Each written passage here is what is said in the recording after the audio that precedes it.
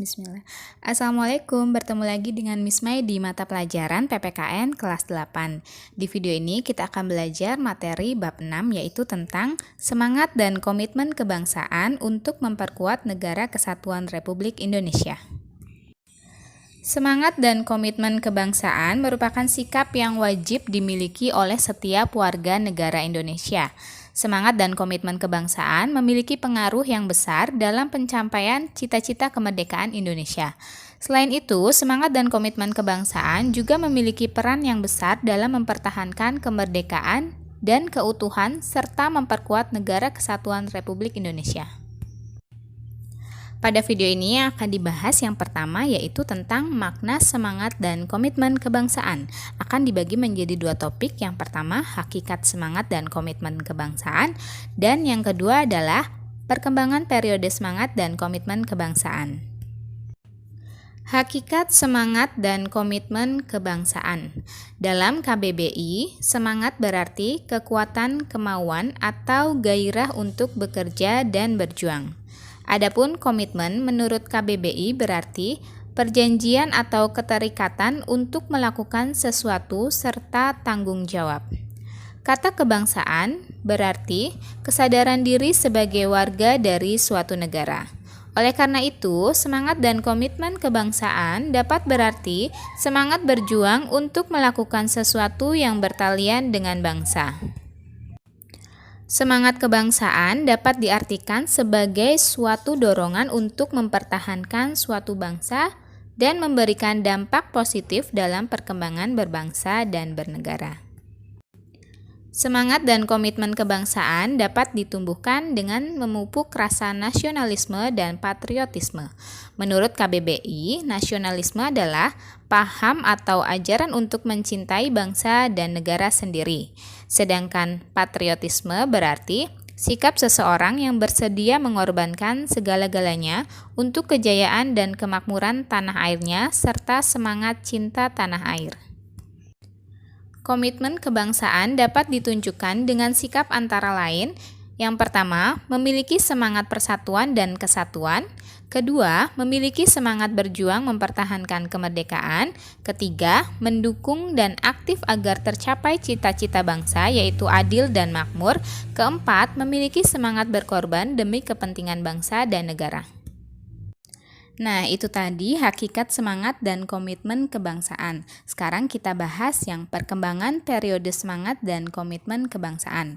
Periode semangat dan komitmen kebangsaan dibagi menjadi 5 periode. Yang pertama, periode sebelum pergerakan nasional, periode pergerakan nasional, periode masa pendudukan Jepang, periode proklamasi dan perang kemerdekaan, dan periode mengisi kemerdekaan. Periode sebelum pergerakan nasional. Pada masa kerajaan di Indonesia, telah muncul semangat dan komitmen kebangsaan dalam melawan bangsa asing yang menjajah. Beberapa pahlawan yang berjuang dengan gigih melawan penjajah adalah Sultan Agung Mataram, Sultan Ageng Tirtayasa, dan Sultan Hasanuddin di Makassar. Mereka berjuang di daerahnya masing-masing. Setelah mereka wafat pun banyak orang yang melanjutkan perjuangan melawan penjajah. Hal tersebut membuktikan bahwa semangat perjuangan bangsa Indonesia dalam mengusir penjajah tidak pernah padam. Salah satu tokoh perjuangan bangsa Indonesia yaitu Sultan Hasanuddin memiliki julukan ayam jantan dari timur. Perjuangan bangsa Indonesia waktu itu masih bersifat lokal dan tidak membawa hasil yang besar karena belum ada persatuan dan kesatuan dari berbagai kerajaan. Sementara itu, kaum penjajah terus menggunakan politik divide et impera kepada para pejuang. Situasi tersebut tentu sangat tidak menguntungkan bagi para pejuang. Apa itu politik divide et impera?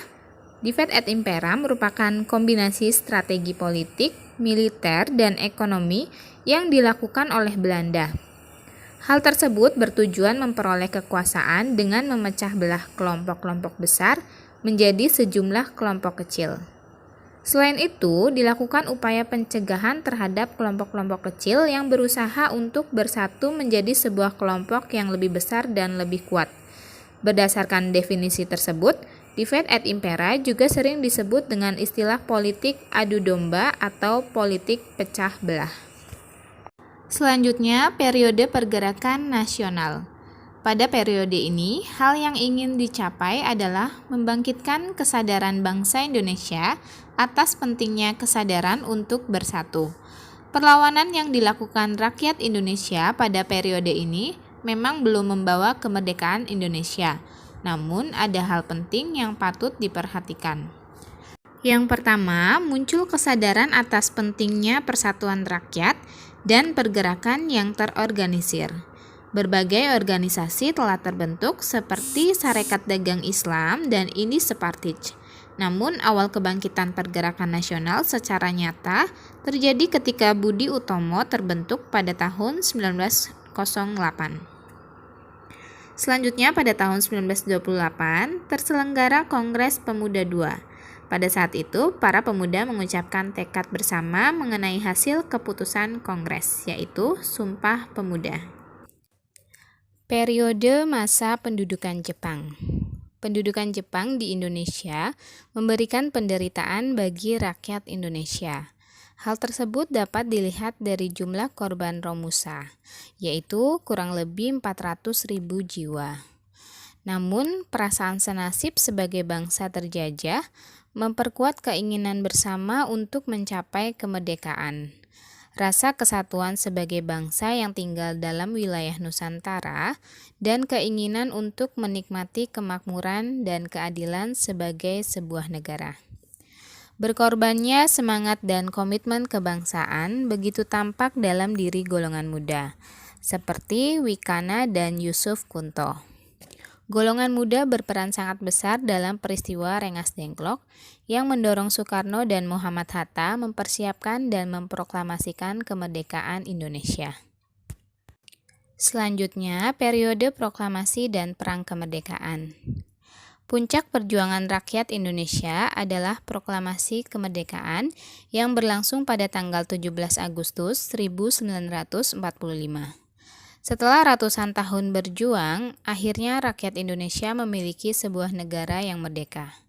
Kemerdekaan Indonesia ini tidak diterima begitu saja oleh Belanda yang ingin kembali menjajah Indonesia. Terjadilah perang kemerdekaan yang bertujuan mempertahankan kemerdekaan Indonesia.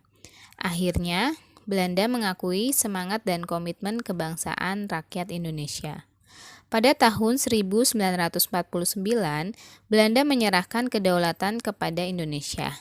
Belanda mengakui Indonesia sebagai negara merdeka yang duduk sederajat dengan negara-negara lain di dunia. Selanjutnya, periode mengisi kemerdekaan. Memasuki masa kemerdekaan tanpa adanya serangan dari para penjajah, semangat dan komitmen kebangsaan rakyat Indonesia justru semakin diuji.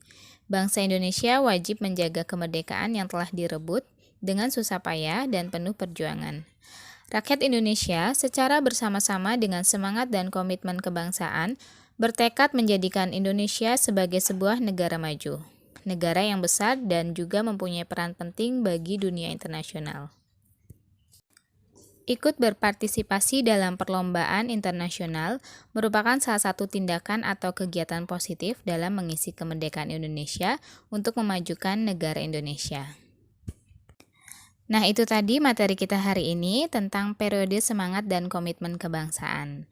Terima kasih sudah menyaksikan dan wassalamualaikum warahmatullahi wabarakatuh.